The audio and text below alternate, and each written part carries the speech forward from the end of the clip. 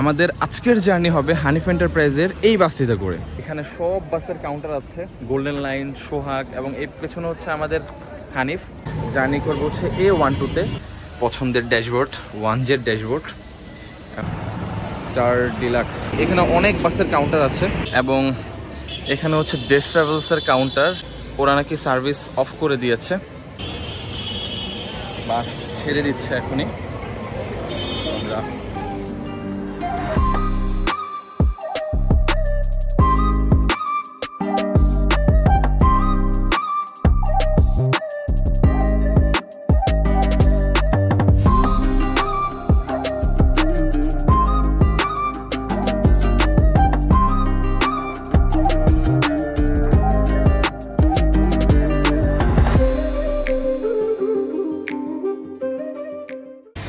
Hello everyone, আসসালামু আলাইকুম। আশা করছি আপনারা সবাই ভালো আছেন। আজকের ভিডিওটি স্টার্ট করছি বেনাপোল থেকে। আমি গতকাল ঢাকা থেকে বেনাপোল এসেছি রূপসী বাংলা এক্সপ্রেস ট্রেনে করে এবং আজকে বেনাপোল থেকে ঢাকায় ফিরবো হানিফ এন্টারপ্রাইজের একটি নন এসি বাসে করে। বেসিক্যালি হানিফ এখান থেকে কোনো এসি সার্ভিস দেয় না, তারা নন এসি বাস দিয়ে সার্ভিস দিচ্ছে। এমনকি এখানকার লোকজন বলছিল যে এখানের অনেক অপারেটর সার্ভিস অফ করে দিচ্ছে, কারণ আপনারা জানেন যে ইন্ডিয়া বাংলাদেশের মধ্যে এখন যাতায়াত বন্ধ। তো এদিক দিয়ে নাকি আগে 6-7 হাজার মানুষ যাতায়াত করতো প্রতিদিন ইন্ডিয়া বাংলাদেশ যাতায়াতের জন্য। তো এখন যেহেতু এই যাত্রীগুলো নেই, তাই তারা সার্ভিস বন্ধ করে দিছে। দেশ ট্রাভেলসের কথা বলছিল। তো এখানে হানিফ এন্টারপ্রাইজ, তারপর হচ্ছে সোহাগ, আরও বিভিন্ন অপারেটর পাবেন। তো আমি আজকে হানিফ এন্টারপ্রাইজে জার্নি করব। পদ্মা সেতু হয়ে বাসটি যাবে। তো হোপফুলি আমাদের আজকের জার্নিটা খুবই ভালো হবে। তো চলুন আমাদের জার্নি শুরু করা যাক। এখন আছি হচ্ছে হানিফ এন্টারপ্রাইজের কাউন্টারে এবং এটি হচ্ছে হানিফ এন্টারপ্রাইজের কাউন্টার, আর আমাদের বাস এখানেই দাঁড়িয়ে আছে। তো চলুন আমরা কাউন্টারের ভেতরটা দেখি।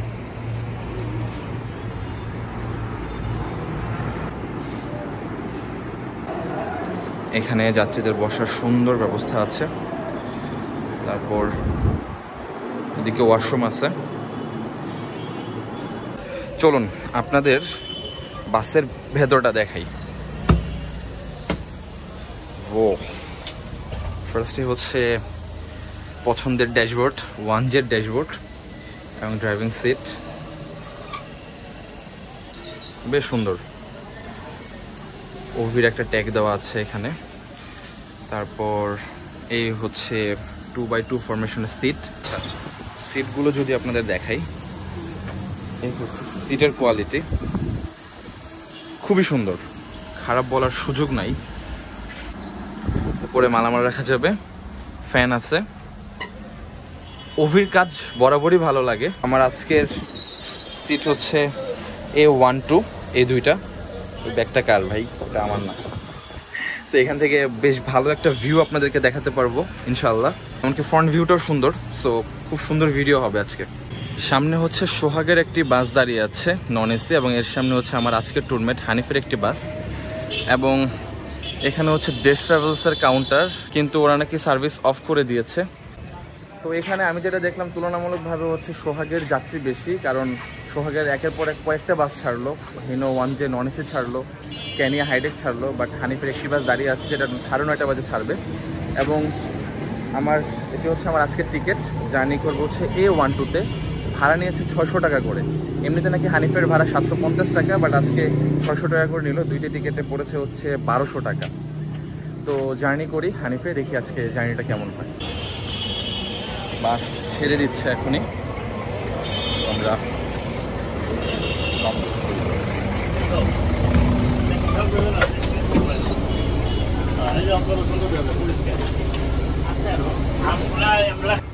তো বেনাপোল থেকে 10:33 বাস ছাড়লো।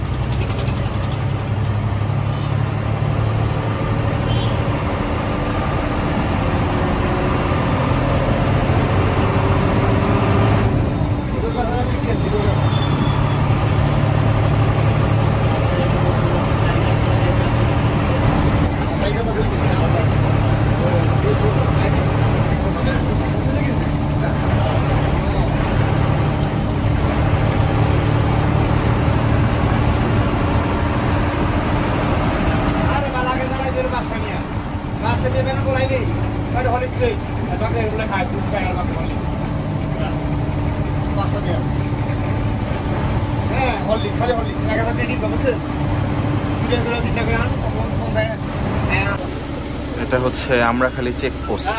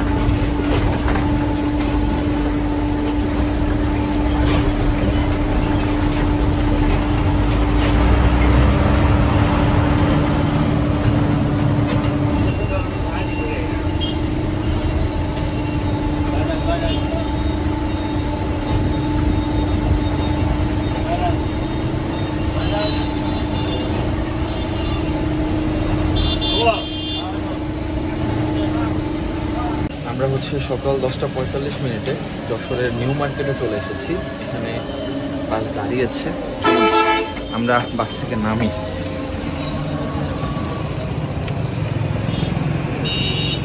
হচ্ছে নিউ মার্কেট যশোরের, এখানে আমাদের বাস দাঁড়িয়েছে। ওই পাশে হচ্ছে হানিফের কাউন্টার, স্টার ডিলাক্স। এখানে অনেক বাসের কাউন্টার আছে। সো এই পাশে হচ্ছে আমাদের হানিফের কাউন্টার, তার পাশে হচ্ছে শ্যামলী।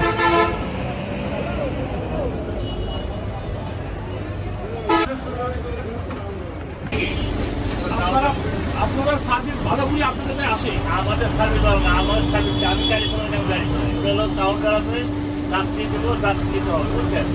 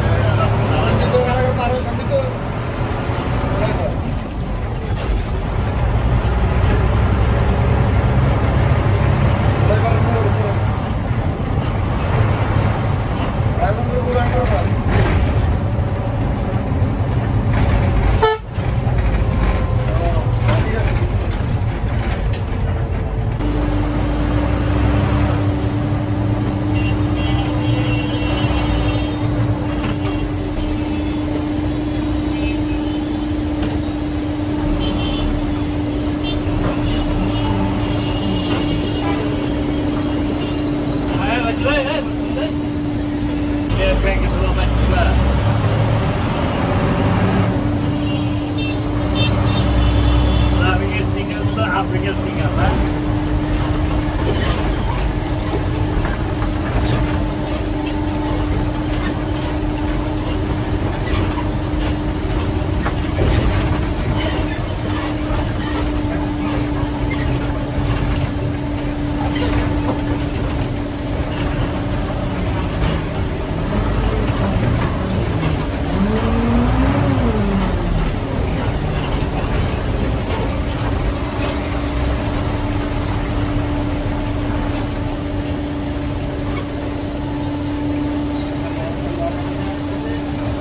সো ঠিক দুপুর 12টা বাজে আমরা চলে আসছি মাগুরাতে, এবং এটা হচ্ছে মাগুরা বাস টার্মিনাল।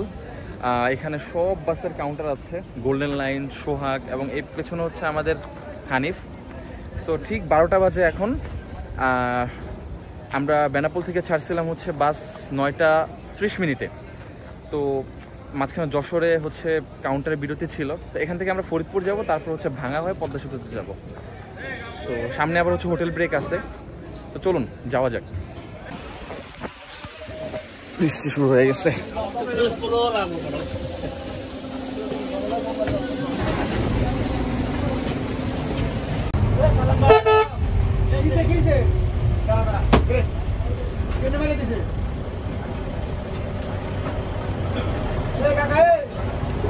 কি করছো?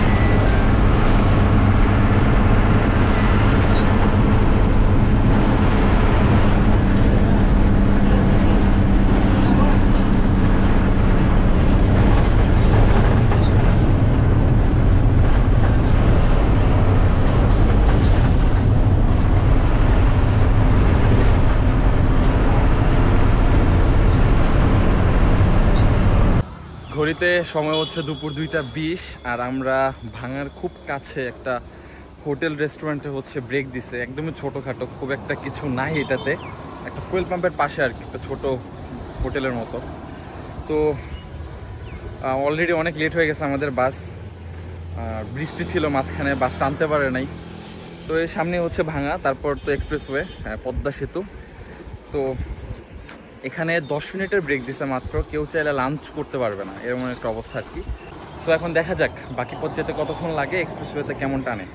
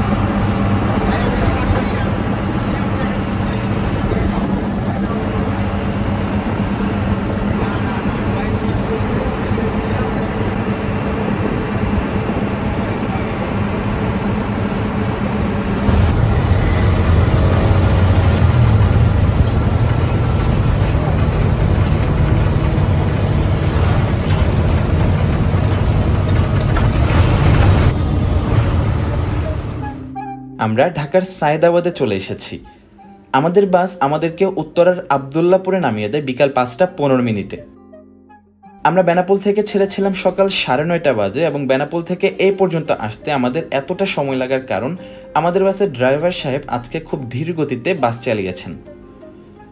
তার সাথে কথা বলে জানতে পেরেছি সে এভাবেই বাস চালায়, তাই হানিফ এন্টারপ্রাইজ মানে ওভার স্পিডিং, অ্যাক্সিডেন্ট এসব ধারণা থেকে আমাদের বের হতে হবে, কারণ এসব অনেকাংশই ডিপেন্ড করে বাসের ড্রাইভারের উপরে।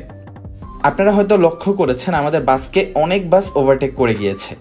আমাদের বাসের ড্রাইভার সাহেব কোনো বাসের সাথে পারাপারি বা ওভার স্পিডিং করেননি। একটু সময় বেশি লাগলেও আমরা বলতে পারি আজকে আমরা নিরাপদভাবে জার্নি করেছি। তাছাড়া এই রুটে হানিফ এন্টারপ্রাইজের অনেকগুলো কাউন্টার রয়েছে। প্রতিটা কাউন্টারে কিছুক্ষণ করে দাঁড়ালেও অনেকটা সময় চলে যায় কাউন্টারে দাঁড়িয়েই। যাই হোক, আজকের ভিডিওটি আপনাদের কেমন লেগেছে তা অবশ্যই জানাবেন। চ্যানেলটিকে সাবস্ক্রাইব করবেন। পরবর্তী কোন রুটে বা কোন বাসে ভিডিও দেখতে চান তা কমেন্টে জানাতে পারেন। দেখা হবে খুব শীঘ্রই। সবাই ভালো থাকবেন, সুস্থ থাকবেন। আল্লাহ হাফেজ। ভাই নামি দিলে আল্লাহ হাফেজ। ভালো থাকবেন, দেখা হবে ইনশাআল্লাহ আবার। আল্লাহ হাফেজ। দোয়া রাখেন, সাবধানে গাড়ি চালান। আসসালামু আলাইকুম ভাই।